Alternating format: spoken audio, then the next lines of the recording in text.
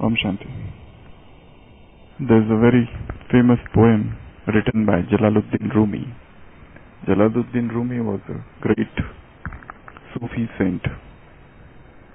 He has written in his poem that once a lover comes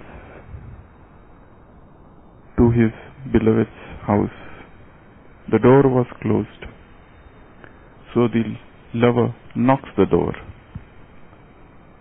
Immediately a voice comes from within. Who is it? So the lover says, "It's me, your lover." There is pause, a silence for some time. Again he knocks the door. Again there is a voice from inside. Who is it? He says, "It's me, your lover." There is again a pause for some time, again silence, and then again a voice comes from inside. In this house, two cannot stay. If you are my lover, how can two stay in this house? This is the house of love. Only one can stay here. Either me or you, not two.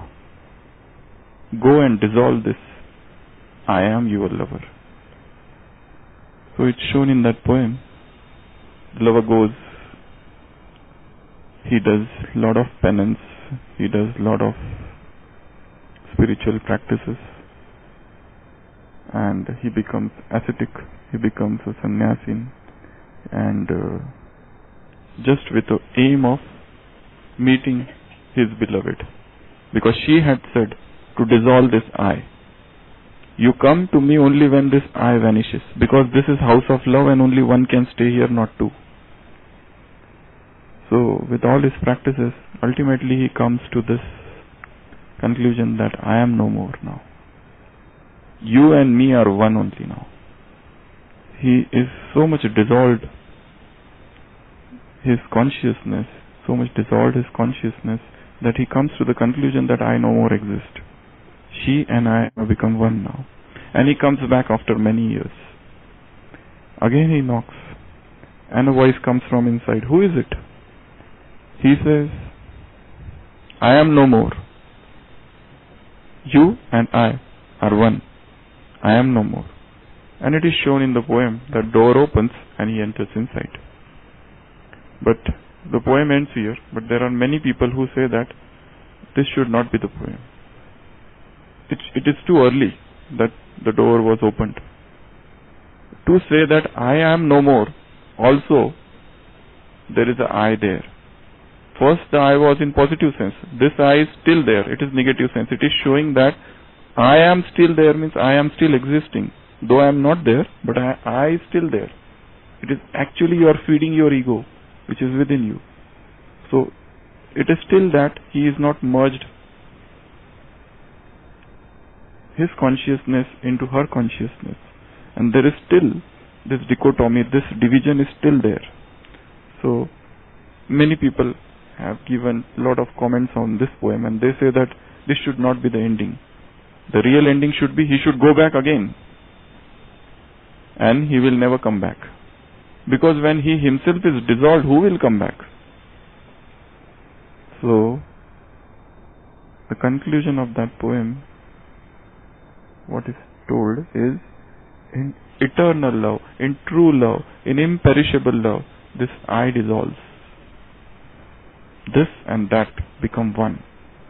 Two cannot exist. This duality, this dualism ends, and there is a one, only one remains, and that is true love. So today world celebrates Valentine Day all over. But they take it more for romantic love rather than for anything else. They exchange gifts, they write greetings, they distribute gifts, and they roam around. And there are many organizations, they are quite against this day also. They don't want such a day to be celebrated. They say this is against Indian culture, at least in India. And many people have said that if we find two lovers moving around, we will catch them and we'll marry them off, if at all, if we find them like that. So that's a different story. You go to this Valentine Day in India. I think it is just gained popularity from 1992. Not much was said about it or talked about it before 92. It's through radio channels and televisions and so on. So why we are discussing all this is we have all relationships with one God, and in all those all relationships, there is one very delicate relationship, and that is He is our bridegroom, and we are all brides. Baba has said, you all are Sitas, I am Ram. You all are Parvatis, I am Shiva. You all are Pavas, I am Shiva. You are all true and fortunate brides, Suhagin. And I am the only male, husband of husbands. You are all wives. To have such a relationship with God, where a soul thinks, even this is a great, I will say, even Jagdish Bhai has mentioned, even our brothers did not have the hesitation to accept being a female, to consider him as male, as husband, and ourselves as his wives. This is a very unique bond, to consider him to be beloved and we are all his lovers. This is a unique bond, because the passion, the intensity which is there in this love between lover and beloved is too much. It crosses the limits. You must have seen people dying for each other. There's a very good story about Laila and Majnu. Even Baba remembers them. Laila, Majnu, Romeo, Juliet, Hiri, Ranjha. There are so many others. So many. If you go in India, in every state, there is one pair like this. Every state. And another good thing is that none of them got married ever. Because some or other reason. None of these couple got married. If they are married to somebody else, not that same person. Just in case of Laila and Majnu. It said that once Majnu, he was sitting under a tree and he says that I will never open my eyes unless and until I see Laila. That's again, people have written all such stories. And many people try to wake him up, but he says, no, unless and until Laila comes in front of me, I will not open my eyes. So, mythological story says God came in front of him. And he told, oh Majnu, please open your eyes, I am God. He says, what? I am not concerned with you. You may be God. God says, I don't go to people. People try to come to me. They worship me so much, yet I don't go in front of them. You are the first person I have come to you. He says, please don't disturb me. If you want to come as Laila, then only I will open my eyes. So that is the intensity, that is the passion of this love. To have such a love for one God. This is the pinnacle of love, culmination of love. To consider him to be one's beloved, to consider him to be one's husband, to consider him to be our groom. This is a very greatest of all loves, they say. Because so many emotions are involved in this love. So many emotions, so much passion. And this love also crosses through many stages. We must have seen that. All our dadis, if you see how they got mad after this one supreme. That was that sort of love which is required. Because if you see, the basis of all purusharth, all efforts, is godly love. It's so directly proportional to it. If you have more love, automatically you start doing more purusharth. It depends on the level of love we have. In Arabian literature, they describe 7 shades of love. Arabian literature has described 7 different shades of love. Rather, they are the steps. You are going from one shade to another shade. In this way, they have described 7 shades of love. And these shades, even today people, they accept as true. All the lovers sing the glory of these 7 shades of love. In that, the first shade of love is Hub, H-U-B. That's an Urdu word. Hub means attraction. That is, they call love at first sight. You see somebody and you fall in love with that person. That is the word they use, falling in love. That's the usual word. Here we rise in love. There they fall in love. Though that's an idiom which is used. So first is Hub. Hub means attraction. You get attracted towards that person. You must have heard of experiences of double foreigners. They came and they saw Brahma Baba and they got attracted. So much attraction. So that first step is Hub. Second step is Uns. U-N-S. Uns means infatuation. Infatuation is the English word which they used when somebody is very much infatuated. We call it as a childhood. You are attracted to an excess degree to some particular person, some corporeal being. We say this person is infatuated. This boy is infatuated with that girl. To have a crush on somebody. That is sort of infatuation. So second is Uns. Actually the Urdu word is Unsiyat. That is short form of that is Uns. So first is attraction. Second shade of love is infatuation. Third shade of love is Ishq, they call. Ishq is love. The proper love. They have crossed those attraction stage and they have crossed that infatuation stage. They have crossed the Hub, Uns, and now they came to Ishq. Ishq is love. Thousands of poetries and lakhs of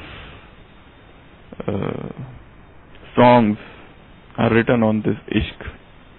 And people die in that and they do so many things in that. The whole society opposes, but they are not ready to give in. So that is the third shade of love. Fourth shade of love. Aqidat. Aqidat. Aqidat is reverence. Excessive respect. Aqidat. Aqidat is reverence. Veneration for somebody. You respect somebody too much. You start because third step we came to love. Fourth step you come to Aqidat. From Ishq to Aqidat. That is the fourth step. Fifth step is Ibadat. Now you start worshipping that person. You are so much in love, head over heel in love with that person. Now after Aqidat you start, after that reverence, after that elevated attitude for that person, now you start worshipping that person. He becomes an object of your worship. Such a great love. Love has transformed into reverence and veneration has transformed into ibadat, worship. And then sixth shade of love is Junoon. Junoon is obsession. You are obsessed with that particular person. You want it means you want it. If you don't get it, you are ready to go for violence even. Such an obsession. So complete capture of the mind by that person. So much they have used the word Junoon. Do or die. So that sort of extreme love, that sort of obsession, that is an obsession actually.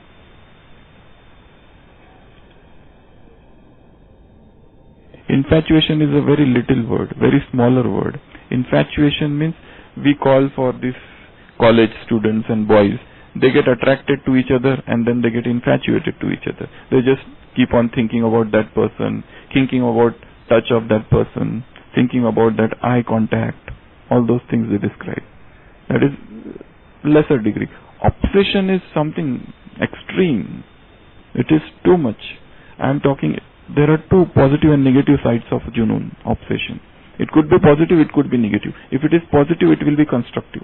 If it is negative, and if suppose a particular person loves another person and he doesn't get that person, he can even kill that person. Junoon can take that person to that extent if it is negative. If I don't get her, nobody should get her. If I don't get him, nobody can get him. That woman will become most violent woman in the world. All her passions will come out and she can go to any extent if it is negative. We will come to the positive sides of this again. And last is 7th stage of love, fana, death. You absolutely sacrifice yourself completely for that person. So these are the 7 shades of love, starting from attraction, turning into infatuation, reverence, veneration, and then worship, obsession, and at last, death. They say that each love passes through these stages. This could be positive, this could be negative. Why I am talking these things? Let's come to the spiritual side of this, or the positive side of this. This they talk in terms of worldly people, corporeal beings. But when we talk of spiritual form of this love, our love with Baba is having all these 7 shades. Or rather, if you see all our dadis or elders, seniors, they had such sort of love, ending into sacrifice of their complete life. So starting with attraction. If that attraction is not there for Baba, we cannot progress ahead. We should have that divine attraction for him. That he alone is the supreme. He alone is the most beautiful person of this earth. Nobody else is beautiful than him.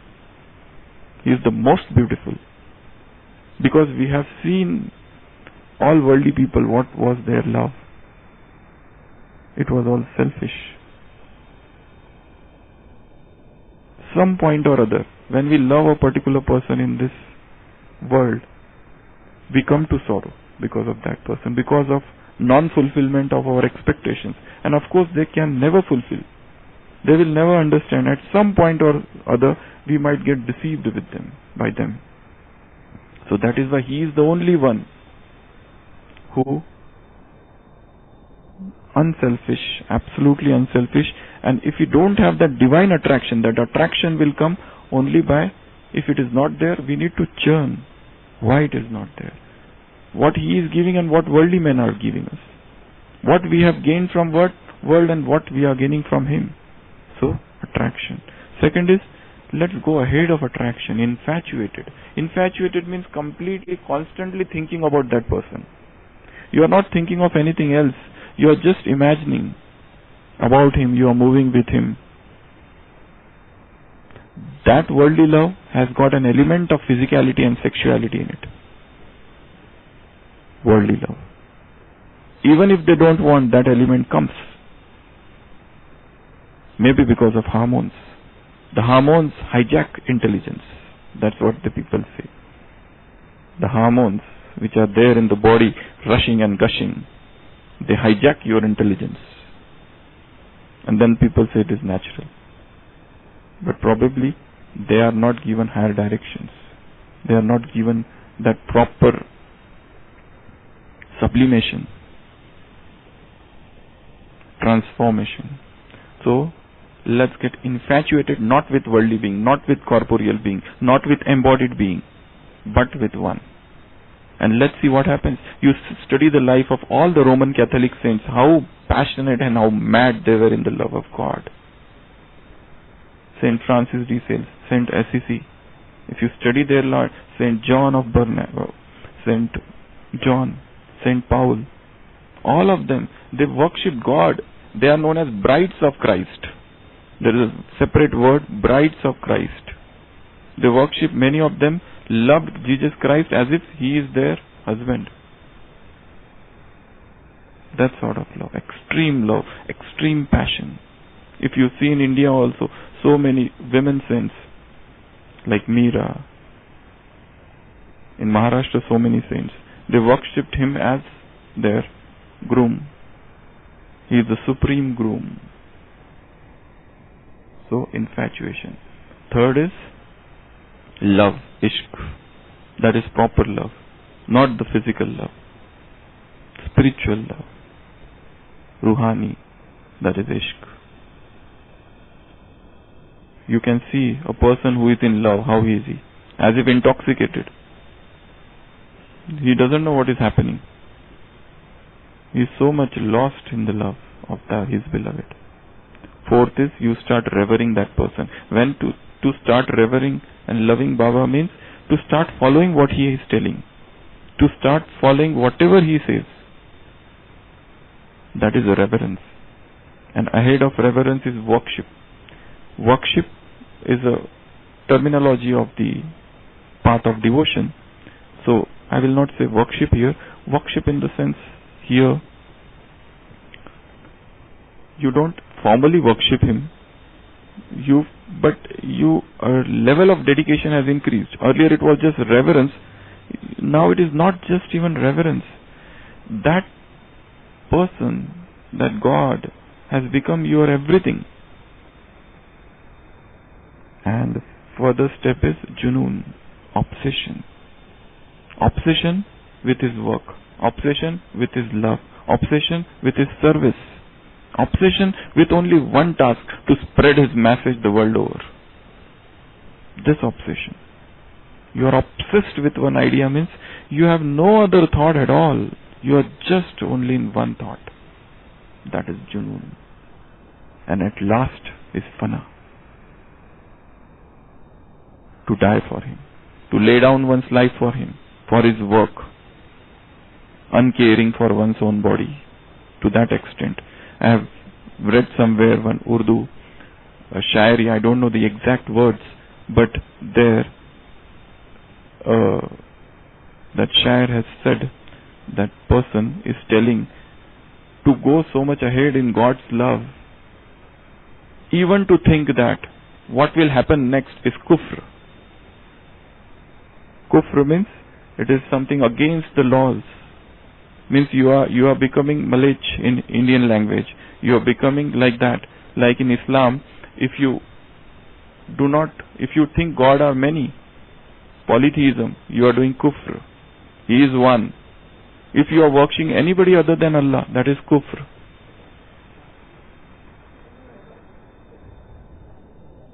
It is something like you are becoming low caste. Outlawed. You are banished from the society. You are no more, ousted out from the society of God's family. So it is something like that. Kufr. It is kufr. If you do this, to worship anybody other than Allah is kufr. Here the poet says, the shair says, to go so much ahead in God's love, even to think that what will be the result? What is going to happen to me? Who is going to take care of me? Even to think this is kufr. That extreme level of love. That extreme level of love for God. Don't know what is manzil, they say. What is destination, I don't know. I am not concerned. Why should I think whether I will reach or not reach? Whether I will get liberation or liberation in life? Why should I think? I am not concerned with even liberation. I am not concerned even with liberation of life. I am concerned only with you. I am concerned only with your love. Not even what are the benefits of his love. I am not even concerned of that. I am not even thinking. I love him for love's sake. Not because he is giving me heaven on the palm of his hand. Not because he is going to remove all my sorrows. No. Love for the sake of love. Only he, none else. Why do you love? There is no answer. I don't know why I love, but I love. That's it. There is no love because of any selfish means. Because I am getting heaven, because I am getting liberation, I am getting liberation in life, because my sorrows are getting removed. No. I have none of these desires. Love for love's sake. Such highest stage of love. Such love of God. Only for him. And only him. We move and have our being in him. In Sunday's Murli, Baba had said, not even for a second anybody can separate you from this combined stage. No one has the power, no one has the courage to separate you. You are in such a combined stage. In this confluence age is like that mela, that meeting. So to have this sort of love is to celebrate true Valentine Day. And he is the truest Valentine in the world. And the only Valentine in the world. But have we tasted his love? Have we tasted his glory? If we love him like this, without any expectations, such unconditional love that starts with hub and ends in fana, is to love him really, is to love him exactly, and that alone gives satisfaction to the soul, because it is very basic nature of the soul to love God. But in fact, this love got misdirected, and we started loving human beings, and gradually that human love, that physical love, turned into sexual love. And we found that this has all the sorrows and all the frustration that has existed is because of that. Even emotional love is higher than physical love. If you just study the worldly people, those who are emotionally attached and those who are physically attracted, if you find emotionally attracted people are little on a higher platform than the physically attracted. Physical attraction is the lowest, it is the basest. Emotional, intellectual. Gradually you progress and it becomes spiritual. Spiritual love has nothing to do with body. It has nothing to do with this body. To admire, all this admiration of body, you are beautiful. Spiritual love doesn't even require a person to say that I love you. Here, if you see all the couples, every wife wants that his husband should keep on saying this, that he loves her very much. Even if he tells 100 times, still she is not satisfied. Still there is a doubt. There is a suspicion always. And this spiritual love is beyond suspicion, beyond doubt. So, let's take our love to this highest platform, where we love him for love's sake. Not because he is giving us anything. Not because we want something from him. Not even because he is fulfilling our desire. Just for the sake of love. That's it. And that is the true Valentine Day. And let's celebrate this true Valentine Day today. Om Shanti.